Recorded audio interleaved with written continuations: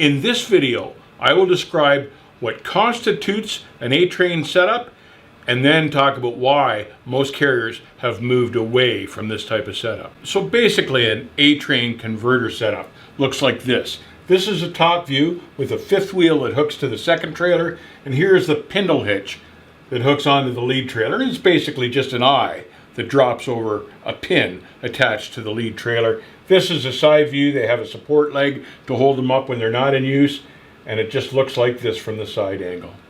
So there were a couple of big advantages to the A-train. It was the first setup where we could pull two trailers. And the shippers loved that, of course, because they received more product. The first big disadvantage was that they were really difficult to back up. And that's because there were so many swivel points on an A-train setup. It swiveled where the fifth wheel connected to the second trailer. It swiveled at the spindle hitch where the two trailers connected. And it also swiveled where the tractor pinned up to the lead trailer. So there were three swivel points there, or pivot points. So when you tried to back the things up, they would snake all over and generally fold up like an accordion. But the second disadvantage of the A-train setup was weight distribution, and this became a real problem.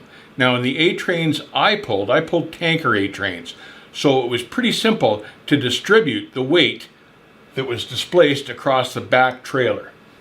We had a small compartment up front and a larger compartment up back and a set of dual axles at the back of the second trailer. So you could load accordingly and keep your weight evenly balanced. This was not true of a freight train A-trailer, and I'll show you the difference. So the big problem with weight distribution for the freight boxes were this. They only had a single axle front and back, and when they backed them into the shipper's docks, freight shippers generally have a tendency to load as much freight as they possibly can into the front of the trailer to try to make sure it's all going to fit, and then as they run out of freight, the freight tapers back towards the back end of the trailer. This is typical of all freight docks. They've always done this. Loaded heavy in the nose and dropped it to the back.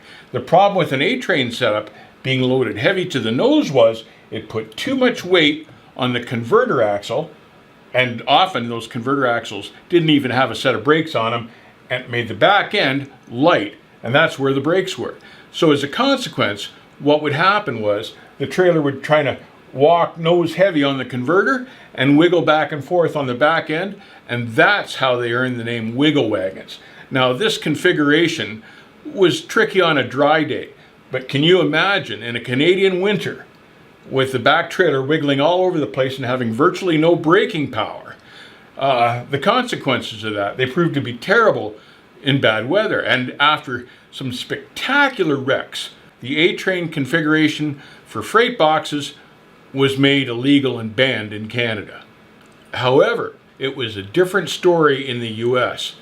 Two of the US's biggest carriers, UPS and FedEx, loved the freight train A configuration because they just loved the versatility of that setup.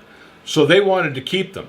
The US DOT did a number of studies on the A-train system after watching what had happened in Canada, but the US DOT studies were proved inconclusive, and that was partially because of the big money and the big political sway that UPS and FedEx had and still have today. And even today, you can see if you're running the interstates in bad weather, the FedEx guys are always the first ones into the ditch. Everybody can testify to that fact. Now, when FedEx decided they were going to set up terminals in Canada, it was interesting to see that when FedEx came to Canada, they brought the A-trains with them. And then suddenly, just for FedEx, suddenly A-trains were legal again in Canada. So there's the power of big money and political influence. Once again, money trumps safety. Stay safe, keep the rubber side down, try to avoid hauling A-trains for a living if you possibly can, and I'll see you on the backhaul.